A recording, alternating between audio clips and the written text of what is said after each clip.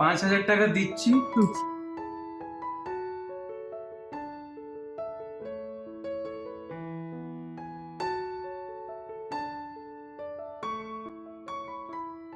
Hello everyone, good morning. কেমন আছো সবাই? আশা করছি খুব ভালো আছো, আমরাও ভালো আছি। আজকে হলো রাখি পূর্ণিমা।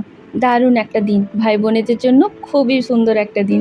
আমার দিক থেকে সব ভাই বোনেদেরকে অনেক অনেক শুভেচ্ছা। খুব ভালো থাকুক সব ভাই বোনেরা, আরও মিষ্টি হয়ে উঠুক সব ভাই বোনেদের মধুর সম্পর্কটা। চলো, আজকের ব্লগটা কিন্তু এই বৃষ্টি থেকে শুরু হলো। এখন ওই সকাল 9:30 মতো বাজছে আর প্রচণ্ড বৃষ্টি শুরু হয়েছে। এখানে এই যে সবজি আর ফল আলু টালু দেখছো, কালকে রাত্রেবেলা গিয়ে আমরা বাজার করে এসেছিলাম আর সব ধুয়ে রেখেছিলাম। আজকে আসবে মা বাবা আর দাদা, মানে দাদাকে তো আজকে ডাকবই, আসবেই। সাথে আমি বললাম মা আর বাবা ওখানে থেকে কি করবে, সবাই মিলে একসাথে বেশ ভালোই জমবে, চলে আসবি। দাদার আজকে অফিস আছে তাই ছুটি পায়নি, ছুটিটা থাকলে হয়তো ওখানে গিয়ে সবাই মিলে হই হই হতো। তবে দাদা যেহেতু ছুটি পায়নি, এখানেই আমার বাড়ির কাছেই ওর অফিস, তাই বললাম আমার কাছেই চলে আয়। আর আজকে তো নাকি রাখিটা অনেকটা দেরি করে হবে, সেই জন্য আমি সকালের কাজগুলো আগেই করে নিচ্ছি, রান্নাটা একটু দেরি করেই শুরু করব। আর আজকে পুজোটা পুরোটাই ছেলে বলেছে আমি করব, তাই সে চলে গেছে চান করতে পুজো করবে বলে। আর আমি এখানে চাদর টাদরগুলো একটু চেঞ্জ করে দিলাম, অরিন্দমের জ্বর হয়েছিল তো, এখন আবার আর জ্বরটা নেই, তো সেই চাদরটা তুলে দিলাম। আর এইদিকে এর সিনটা দেখো, একে এখন কি বলা যায়, ছোট লক্ষ্মী কি বলা যায় বলবে তো আমাকে একটু। দেখো ওকে কিন্তু এই গমগুলো খেতে দেওয়া হয়েছিল, খেয়েছে অর্ধেকটা, আর অর্ধেকটাতে দেখো কেমন চড়ে নিয়ে এক পায়ে দাঁড়িয়ে আছে। আজকে দাদার আবদার ছিল যে আজকে নাকি ছানার ডালনা আর পোলাও খাবে, তাই জন্য দেখো 2 লিটার দুধকে ফোটাচ্ছি, এবার এই লেবুটা দিয়ে ছানাটা কাটিয়ে নিই।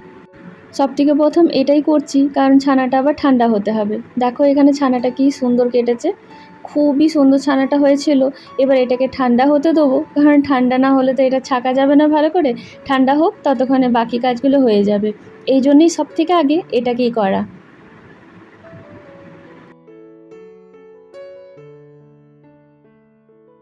আজকে দেখো 3খানা জবা ফুল হয়েছিল আর এতগুলো নয়নতারা ফুল।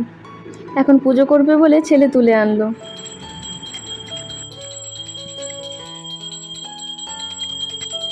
এখন সকালবেলায় ওদের জলখাবারের জন্য বানিয়ে দিলাম সাদা আলুর চচ্চড়ি, ওই একটু পাঁচফোড়ন দিয়ে টমেটো আর কাঁচা লঙ্কা দিয়ে। আর সাথে বানিয়েছি পরোটা। এই পরোটাগুলো কিন্তু আটার পরোটা, ময়দা আর মাখিনি এখন। আর এখানে দেখো ছানাটা ঠান্ডা করে এভাবে ছাঁকনিতে করে ছেঁকে নিলাম। আসলে কাপড়ে করে করলে বেশি যদি ময়েশ্চারটা বেরিয়ে যায়, তাই জন্য আমি ছাঁকনিতে করে এইভাবে করে নিই। আর দেখো এরকম 5খানা ডালা হয়েছে, এটাতে একটু ময়েশ্চার থাকলে তবেই ভালো হয়। তো এখন চান টান করে রেডি হয়ে গেছি। আর এই কুর্তিটা জানো তো অরিন্দম কিনে দিয়েছিল আমাকে পয়লা বৈশাখেতেই, কিন্তু সেই থেকে আর এটা একবারও পরাই হয়নি।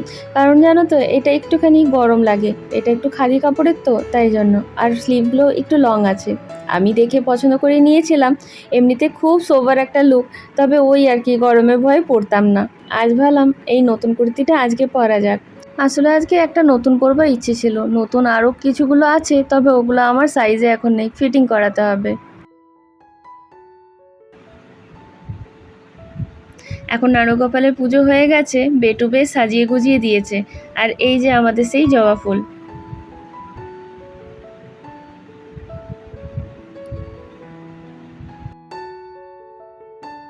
তো এখন লেগে গেছি রান্নাবান্না জোগাড়ে। সব থেকে আগে দেখো এই যে ছানাটাকে ভালো করে মেখে নিচ্ছি, এটা একটুক্ষণ থাসতে হয় তো, তাই একটু টাইম লাগে, সব থেকে আগে এটাই করে নিচ্ছি। আর এখানে দেখো এটার মশলা আমি রেডি করে নিচ্ছি, এটা গুঁড়ো মশলাটা যেটা গুলে রাখি। আর এখানে কিন্তু তেল চেপে গেছে।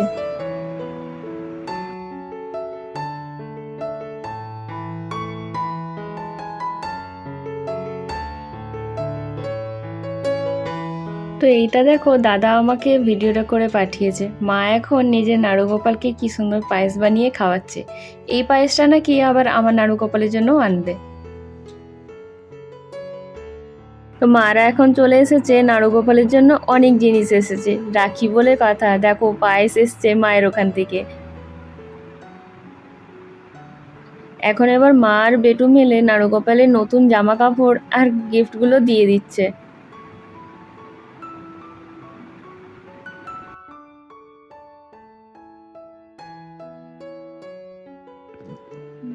লাগছে।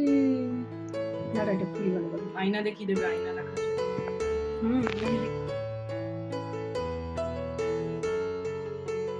দেখো এবার নাড়ুগোপালে চান টান তো হয়ে গেছিলো, মা বললো নতুনটা কি পরিয়ে দিই? আমি হ্যাঁ নিশ্চয়ই পরিয়ে দাও, নাড়ুগোপালের তো সাজটাজ ভালোই লাগে।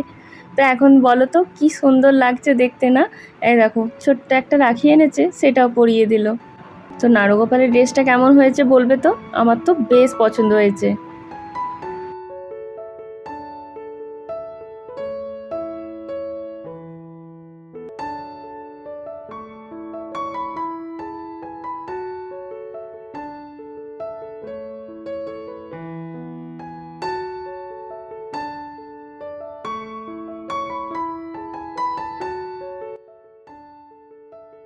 নাড়ুগোপালের রাখি বাঁধা হয়ে গেছে, এবার কিন্তু আমরাও রাখি বাঁধতে শুরু করব। এখানে সব কিছু সাজিয়ে নিয়েছি।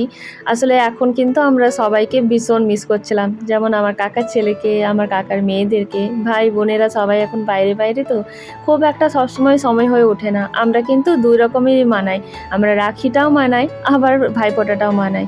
মানে ভাইফোঁটাটা তো আমাদের আছেই আছে, আর রাখিটা তো করতেই হবে, কারণ আমরা ছোটোর থেকে এখানেই আছি, তাই জন্য সবসময়তেই ছোটোর থেকে রাখিটা দেখে বা মানিয়ে এটাও আমাদেরই যেন একটা পরব হয়ে গেছে। তো তাই জন্য যে কোনো একটাতে আমরা সবাই একসাথে হবার চেষ্টা করি। যেমন ধর রাখিতে সবাই একসাথে যদি না হতে পারলাম, তাহলে ভাইফোঁটাতে নিশ্চয়ই চেষ্টা করব।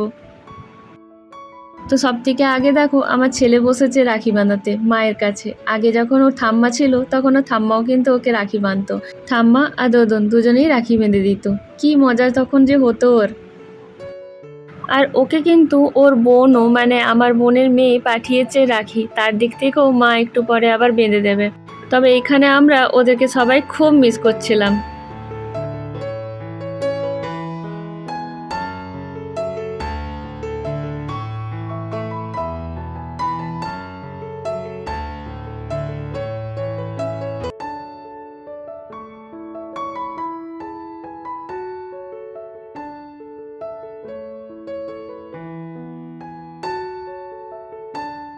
যাই হোক, এখন এবার আমার পালা। আমি এখন দাদাকে রাখিটা বেঁধে দিচ্ছি। আমি তো দুটো রাখি কিনেছিলাম, আমার দাদার জন্য আর ভাইয়ের জন্য। ভাই এবারে আসতে পারেনি, তার ছুটি পায়নি বলে। যাই হোক, ওকে মিস তো করছি, কিন্তু চাকরিটাও তো দেখতে হবে। তাই ওকে আমি বলেছি ভাইফোঁটাতে নিশ্চয় করে চেষ্টা করবি।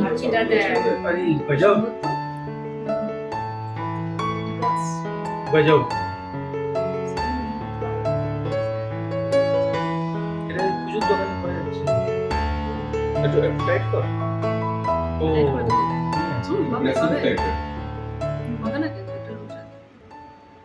এই রাখিটা আমি অনেকদিন আগেই কিনেছিলাম, আর তোমাদেরকে দেখিয়েওছিলাম। সেই যখন ওই নাড়ুগোপালের জন্য আমি কিনতে গেছিলাম না জামা কাপড়, বড় নাড়ুগোপালের, তখনই আমি কিন্তু ওখানে এগুলো দেখেছিলাম, রুদ্রাক্ষের রাখি। আমার ভীষণ ভালো লেগেছিল, মনে হয়েছিল যে এটার থেকে সুন্দর আর কিছু হবে না হয়তো রাখি। এটাতে রুদ্রাক্ষ আছে, রুদ্রাক্ষ মানে সবসময়তে আমার মনে হয়েছিল দাদার সাথে একটা ভগবানের আশীর্বাদ থাকবে। মহাদেবের ভক্ত আমার দাদা, তাই জন্য আমার মনে হলো এটা ওর জন্য অ্যাজ আ গিফটও হবে। আমি কিন্তু দাদার জন্য কিছু এবারে কিনিনি, শুধু রাখিটাই কিনেছিলাম। আমার মনে হলো এটাই সব থেকে বেস্ট হবে দাদার জন্য, আর দাদার কিন্তু এটা ভীষণ পছন্দ হয়েছিল।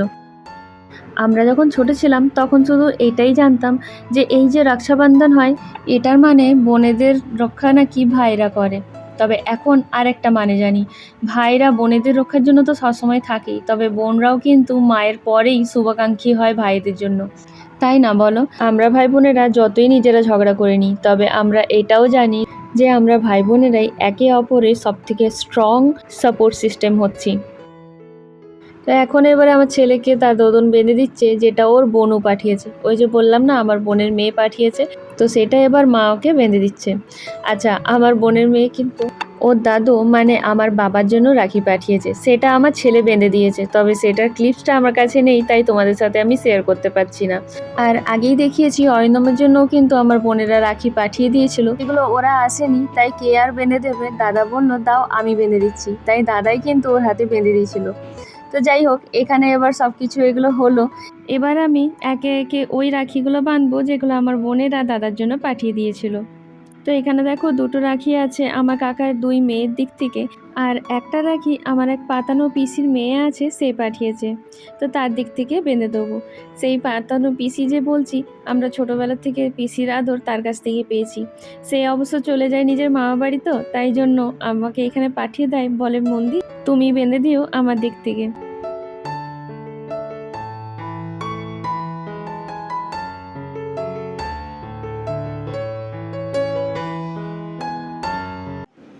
দেখি 5,000 টাকা দিচ্ছি, আচ্ছা তার মধ্যে থেকে 4,500 টাকা ওর এখন ডিউ থাকবে, 500 টাকা এখন আমি দিচ্ছি। আচ্ছা আমি চুপ, এখন আমি গুনে দিই। হ্যাঁ আমি কটা বেঁধেছি সবার দিক থেকে?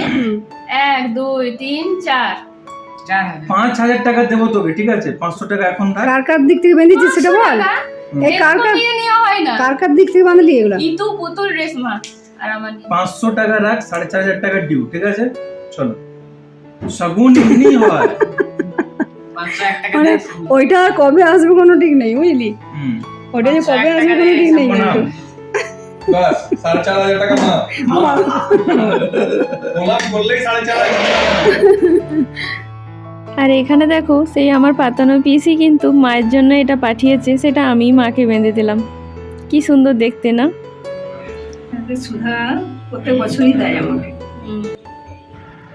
আন্টি এরকম প্রতি বছরই মাকে পাঠিয়ে দেয়। আগের বছরটা জানো তো কোথায় যেন নোংরাতে পড়ে গেছিলো, তাই আর বেঁধে দেওয়া হয়নি। সব কিছু করতে করতে অনেকটা দেরি হয়ে গেছে। এখানে দেখো চিপস ভেজে রেখেছি, আর এখানে আলু ভাজা, আর এটাতে আছে ছানার ডালনাটা। সব কিছু রেডি আছে, এবার ব্যাস খাবারটা লাগাতে হবে। অনেকটাই দেরি হয়ে গেছে। আজকে তো পূর্ণিমা, সেই জন্য আজকে আর ননভেজ কিছু বানাইনি। দেখো এখানে একটু ছোলার ডাল বানিয়ে নিয়েছি, আর আছে একটু বাসন্তী পোলাও। আর আজকে সব আইটেম কিন্তু দাদার আবদারের। আর দাদা বলে এই পোলাওটা নাকি আমি সব থেকে বেস্ট বানাই। এখন এবার ব্যাস লুচিটা ভেজে নেবো। মা তো পূর্ণিমার পালন করে, সেই জন্য মা তো আর পোলাওটা খাবে না, তাই লুচি ভাজা হচ্ছে, একটু আধটু সবাই খাওয়া হবে। আর লুচির ময়দাটা আমি অনেকটাই মেখে নিয়েছি, রাতে যেন আমাকে বেশি আর কিছু না করতে হয়, কারণ এত সব করে নিয়ে রাতের দিকে দেখবে একটু শরীরটা যেন খারাপ খারাপ লাগে। রাতের দিকটাতেই মনে হয় যে আর কিছু যেন না করতে হয়। তো চলো, সবাইকার তো খাওয়া হয়েই গেছিলো, এবার আমি আর মা বসেছি। সেই প্লেটটাই দেখায়, আমি একটুখানি পোলাও নিয়েছি। আমি না পোলাও পছন্দ করি না লুচি, তাই একটু একটু সব নিয়ে নিয়েছি। একটু পোলাও আর লুচি দুটো মিলিয়ে পেট ভরেই যাবে। খেয়ে দেখো।